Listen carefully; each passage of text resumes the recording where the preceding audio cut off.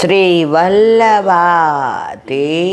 કી, गिरिराज धरण की जय, श्याम सुंदर श्री महारानी की जय, श्री गुसाई दयाल की जय, श्री गोकुल नाथ की जय, दाव दयाल की जय, श्री नवनीत प्रिया लाल की जय, अपने माथे विराजता सेव्य स्वरूप की बधाई वैष्णवने जाजा करें जय श्री कृष्ण। आज अखात्रीज अक्षय तृतीया वगर जोईतुं मुहूर्त। आज चंदन यात्रा। आज ठाकोरजी ने चंदन काले ज अमार होल में बात थी कि जे ओलू चंदनનું લાકડું આવે ને એ ઘસીને પ્રાચીન વૈષ્ણવ કરતા। હવે બધા શું કરે, ઓલો પાવડર લઈ આવે છે। તો કૈલાબેન કોઈ જાતું હોય તો ક્યાં મળે? તો બાપા મને ખબર નથી, કારણ કે આપણે તો તમને ખબર 30-35 વર્ષ પહેલાં જગન્નાથપુરી ગયા ને ત્યારે લાવી હતી, તો હજી છે આટલું લાવી હતી, હવે આટલું રહ્યું છે અને પ્યોર છે। એટલે તમે ઘસો તેટલી સરસ સુગંધ આવે, પણ ઘસવામાં તકલીફ બહુ પડે। તો બને ત્યાં સુધી ઓરિજિનલ, ભલે ને થોડું જ, પણ એ ચંદનનું લાકડું। તો આજે ખાસ ઠાકોરજીને ચંદન આવે, પંખાઈ આવે, ફુવાર, આજથી ટૂંકમાં બધી શીતળ વસ્તુ। પ્રભુને વૈશાખ મહિનામાં એવું લાગે કે મા મહિનાની ઠંડી છે અને અનેરો આનંદ આવે। એમને ખ્યાલ ના આવે કે આ ઉનાળો છે। અરોગવાનું પણ એવું। એટલે જે આપણા માટે જે બધું અનુકૂળ હોય ઉનાળામાં, એ જે ઠાકોરજી માટે યથા દેહે તથા દે। આપણે અત્યારે અડદિયા ખાય છે, આપણે કોઈના લગ્નમાં ગયા હોય ને તો લગભગ રસ ને એવું જ હોય। શું કામ? કે અત્યારે કોઈ ગરમ સામગ્રી આપણને ન ફાવે, તો ઠાકોરજીને એવું જ છે, યથા દેહે તથા દેવે। તો જો ચંદન યાત્રા, આજે ઠાકોરજીને ચંદન, વૈશાખ મહિનામાં ચંદન યાત્રા, પછી જેઠ મહિનામાં જળ યાત્રા અને સ્નાન યાત્રા। સ્નાન યાત્રાના આગલા દિવસે નિધિના મંદિરોમાં જળ યાત્રા હોય। વૈષ્ણવો અપરસ કરી અને જળનું અધિવાસન કરવા જળ ભરી આવે। બધામાં અધિવાસન હોય, હિંડોળામાંય હોય, વસંત પંચમીમાંય હોય, દશેરામાંય હોય, ચંદન યાત્રામાંય હોય, સ્નાન યાત્રામાંય હોય, બધામાં અધિવાસન હોય। તો આજે ચંદન યાત્રા, બરાબર, એટલે ઠાકોરજીને ચંદન સમર્પવાનું। પછી વૈશાખ પછી જેઠ આવે, તો સ્નાન યાત્રા પહેલાં જળ યાત્રા આગલા દિવસે 14. ઓલા વૈષ્ણવ કહેતા તે યાદ છે, એ કે અમે બધાએ નક્કી કર્યું, એ કે અમે 6 જણા કે આપણે સવારે 2 વાગે ઉઠી જશું। લગભગ 30-35 વર્ષ પહેલાંની વાત છે, ત્યારે મોબાઈલ નહોતા, કે આપણે જળ યાત્રાના દર્શન, ઠાકોરજીને સ્નાન યાત્રાના કરવા જ, કારણ કે શ્રીજી બાવાની એક જ દિવસ તમને એવા દર્શન થાય શ્રીઅંગના, અને દિવાલોમાંથી યમુનાજી પ્રગટ થાય। બધાએ ભેગા થઈને ગાડી ભાડે કરી ગયા, રાતના ધર્મશાળામાં રોકાયા, અને 6એ નક્કી કર્યું 2 વાગે જાગી જશું। નાહી ધોઈને પહેલાં આપણે જેવો ખોલે એટલે આપણને અંદર લે। ત્યારે આટલું બધું આ વીઆઈપીનું ઓછું હતું બધું, એટલે બધાએ કહે પણ એલાર્મ વિના। એટલે ઓલો કે મને તો હું જ્યારે નક્કી કરું ને ત્યારે જાગી જાઉં। તો એ રવીશભાઈ હતા એના ગ્રુપના હેડ ઓફ ધી ડિપાર્ટમેન્ટ, અને એની બેન હતી રજની। એ કે અમે તમને જગાડશું। એટલે 3 રૂમમાં 2 જણા જુદા જુદા સૂતેલા। ઓલા બધા તો નિરાંતે સૂઈ ગયા, સવારે 5 વાગે ઊંઘ ઉડી. જોયું. હવે જળયાત્રાનો કોઈ સવાલ. ઘરેથી અઠવાડિયાથી પ્રયાણ કર્યું, ગાડી કરી, બધા સાથે મળીને ગયા, આખા રસ્તે સ્નાન યાત્રાની વાતો કરી, બધાને જે અનુભવ થાય કે કેવા સુંદર ઠાકોરજી લાગે અને કેવી રીતે જળના ઘડા ભરી ભરીને ઠાકોરજીને સ્નાન કરાવે અને કેવું ત્યારનું વાતાવરણ હોય ને ત્યારની કેવી સુગંધ ને મનની મનમાં રહી ગઈ. જો આપણે એમ કહીએ કે મારી ઈચ્છા છે કે મારે સ્નાન યાત્રાના દર્શન કરવા છે, પણ એમાં મારી ઈચ્છા ન હાલે, મારા વાલા એની જ ઈચ્છા હાલે. પછી કહેલા બેન આજે 30 વર્ષ થયા, મેળ ના પડ્યો તો ના જ પડ્યો, અને હવે તો એટલી ગીરદી હોય છે કે જવાનો કોઈ સવાલ જ ઊભો નથી થતો. હવે અમારી ઉંમર થઈ.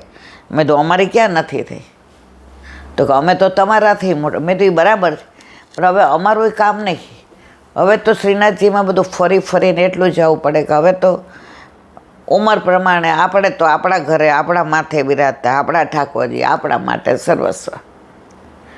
એટલે પછી એ રજનીએ કહ્યું, એની વાઈફે, એ કે ત્યાં સ્નાન યાત્રામાં એક દિવસે આપણા ઠાકોરજીને રોજ આપણે સ્નાન કરાવીએ તો રોજ આપણને સ્નાન યાત્રાનું દર્શન થાય. તો જો ચંદન યાત્રા વૈશાખમાં, જેઠમાં જળ યાત્રા અને સ્નાન યાત્રા, પછી અષાઢમાં રથયાત્રા, જે જગન્નાથપુરીથી આપણે બધા અહીંયા આપણે નીકળે છે. આપણા ઠાકોરજી નહીં, રથ હોય તો બધા રથયાત્રાની અંદર ઠાકોરજી પધારે.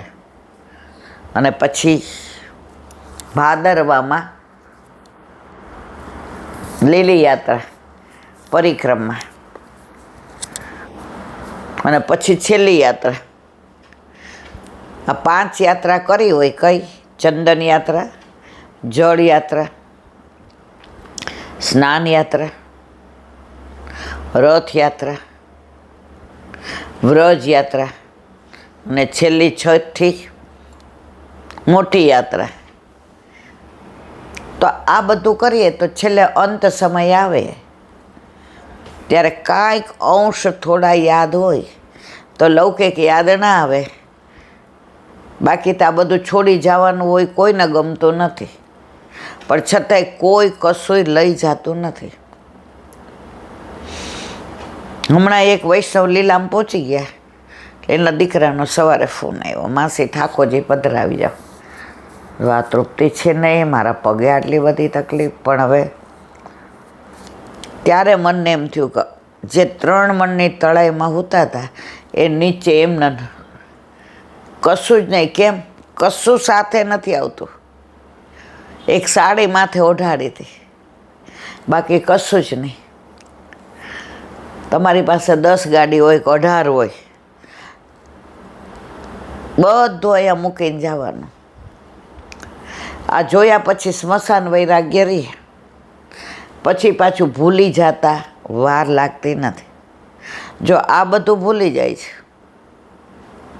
પણ કોકે કાંઈ કીધું હોય નથી ભૂલતા, એ મનમાંથી નથી જતું. કારણ હજી આપણે પ્રભુની લીલાને લીલા નથી માનતા. આ બધી પ્રભુની લીલા છે. એને જ્યારે જે લીલા કરવી હોય અને એને જે આનંદ આવતો હોય એ કરે. પેલા એક વાત નથી આવતી, આ બધાએ સાંભળી હોય, પણ મને બહુ ગમે છે એટલે વારંવાર દોહરાવવાનું મન થાય છે. એક સંત મહાત્મા જતા હતા, એની ધૂનમાં હતા. એ જ્યાં હાલે એને પર્વત દેખાય તો ગિરિરાજ બાબાના દર્શન થાય, એને નદી દેખાય તો યમુનાજીના દર્શન થાય, એ ચાલે તો એ ગિરિરાજાની પરિક્રમા કરતા હોય એવા દર્શન થાય, એને કોઈ રસ્તામાં જય શ્રી કૃષ્ણ કહે તો વ્રજવાસીના દર્શન થાય. એને આજુબાજુ શું છે, કઈ દુકાન છે ને કઈ બજાર છે ને હું ક્યાંથી નીકળું, એને કાંઈ રસ નહોતો. એનામાં શ્રી કૃષ્ણ શરણમ મમ જય, શ્રી કૃષ્ણ શરણમ મમ, શ્રી કૃષ્ણ શરણમ મમ જય, શ્રી કૃષ્ણ શરણમ મમ. હવે ત્યાં 4-5 ટિખડકારો જતા હતા. એણે જોયું મોટો નીકળો ભગત, ભગવાનનું નામ લે ને આવું બધું થાય, નીકળો મોટો ભગત. એટલે બધા એની મસ્કરી કરવા માંડ્યા, એની આજુબાજુ ટોન્ટ મારવા માંડ્યા, એને હેરાન કરવા માંડ્યા. પણ આ તો સતત શ્રી કૃષ્ણ શરણમ મમ, શ્રી કૃષ્ણ શરણમ મમ, શ્રી કૃષ્ણ શરણમ મમ. હવે બરાબર અધવચ્ચે આવ્યા, ત્યાંથી નદી પસાર થતી હતી. ટોળા બધા બોલે એ કે મને તો કોઈ આટલું કહે ને હું નદીમાં ખાપકી જાઉં. એ કે આવું બધું સહન ના કરો. એને પણ સંભળાતું જ નહોતું. એનું ચિત્ત ક્યાં હતું? ઠાકોરજીમાં. આટલું બધું બોલે તો ઓલા લોકો હંમેશા આપણે કોઈ કહેતા હોય એની ઇફેક્ટ ન થાય ને એટલે આપણે વધુ આમ ભૂરાયા થાય. તો એક જણે પથ્થરો લીધો. એ કે પથ્થરો મારો ને તો આનું ભગવાનનું નામ લેવાનું ભૂલી જાય કે. હવે ઠાકોરજી બધું જોતા હતા. એ કે આ મારો ભક્ત કશું બોલતો નથી, કશું કાંઈ કહેતો નથી. એ એના સ્મરણમાં મસ્ત છે. એ રસ્તે ચાલે છે તો એની લીલામાં મસ્ત છે. નદી આવી છે તો એ યમુનાજીનું પાન કરતો હોય એવી રીતે ચાલે છે ને. અને છતાંય આ લોકો આને હેરાન કરે છે. એટલે ઠાકોરજી ભોજન કરવા બેઠા હતા, કોળીઓ લેવા ગયા, ઊભા થઈ ગયા. સામને ગયા, હા પ્રભુ, સાંભળવાય ના રહ્યા. એ કે હવે આને બરાબર હવે નહીં ચાલે. જ્યાં ઊભા થઈને આવવા ગયા ને તો ઓલા સંતે અત્યાર સુધી પણ જે ઓલા પથ્થરો હાથમાં લીધો, સંતે લીધો અને ઓલો મારે ને એ પહેલાં મારવા ગયા. ઠાકોરજીએ જોઈ લીધો. એ કે હવે આ પોતાનો બચાવ જાતે કરે છે એટલે મારે કરવો નથી. અત્યાર સુધી એને શ્રી કૃષ્ણ શરણમ મમના પેલા ઉપર દ્રઢ વિશ્વાસ હતો કે મારા પ્રભુ આજે નહીં, કાલે નહીં, ક્યારેય નહીં મારું અહિત નહીં કરે. આસરો એક શ્રી વલ્લભા દેશકો, એક વર્યો શ્રી ગોપીજન વલ્લભ. સ્વામી દૂજો નહીં કોઈ. દ્રઢ ઇન ચરણ કેરો ભરોસો, દ્રઢ ઇન ચરણ. પાછા આવીને બેસી ગયા જ્યાં ભોજનની સાજેલું હતું. સ્વામીજી કે શું થયું? એ કે ના ના કાંઈ નહીં. તો એ પોતાના ભક્તનું કહેતા નથી. ના કહો. એ કે અત્યાર સુધી એ શ્રી કૃષ્ણ શરણમમાં બોલતો હતો. મારો આશ્રય એને દ્રઢ હતો. શ્રી એટલે સ્વામીજી ને કૃષ્ણ એટલે ઠાકોરજી. એટલે મને એમ થયું કે હવે મારે ભોજન લેવાનું ઊભું રહેવાય. હવે એની રક્ષા કરવી મારી ફરજ છે, કારણ એને મારા પર એટલો વિશ્વાસ છે. પણ જેવો હું ગયો તો એને હાથમાં પથ્થર લીધો તો એનામાં ઓલામાં હું ફેર. હું સમજી ગયો કે આ ભાઈ પોતાનું રક્ષા કરવા શ્રી કૃષ્ણ શરણમમાં આશરો છોડી દીધો અને પથ્થરાનો આશરો લીધો અને પથ્થરો મારવા ગયા. ઠાકોરજી કે એટલે એનું કરી લેશે. જો પ્રભુએ શિક્ષા આપી હોત ને એ જુદી જાતની વાત. હા તો પથ્થરાની સામે પથ્થરો આવી ગયો તો હંમેશા કોઈ પણ કાર્ય હોય ને એમાં પ્રભુ ઉપર દ્રઢ વિશ્વાસ રાખવો. એ ક્યારેય આપણું અહિત નહીં કરે. પણ આપણને લાગે ઘણીવાર કે આ મારું અહિત કર્યું. એ ક્ષણિક હોય. પછી જ્યારે લાંબા ગાળે એનું પરિણામ આવે ને ત્યારે ખબર પડે કે ના ભાઈ ના, અમારા હિત માટે જ કરતા હતા. આજે ઓલા વત્સલાબેનના દીકરાનું તૂટી ગયું, બરાબર. ડિપ્રેશનમાં આવી જાય એટલા ઓલા થઈ ગયા કે મારી સાથે કેમ આવું થયું.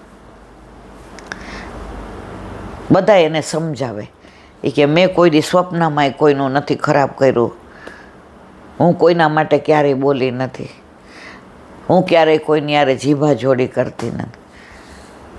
તો કેમ મારી સાથે આવું પ્રભુએ કર્યું? જ્યારે પેલી છોકરી બીજી એવી જ્ઞાતિના છોકરાને ભાગી ગઈ અઠવાડિયા પછી, ત્યારે એને એમ થયું કે પ્રભુ, આ વસ્તુ લગ્ન પછી થઈ હોત તો? આ તો લૌકિક વાત છે, પણ પ્રભુ લૌકિક કે અલૌકિકમાં ક્યાંય આપણું અહિત નથી કરતા. ત્યારે એણે પ્રભુને કીધું, મારા વાલા, તારી લીલા અપરંપાર છે.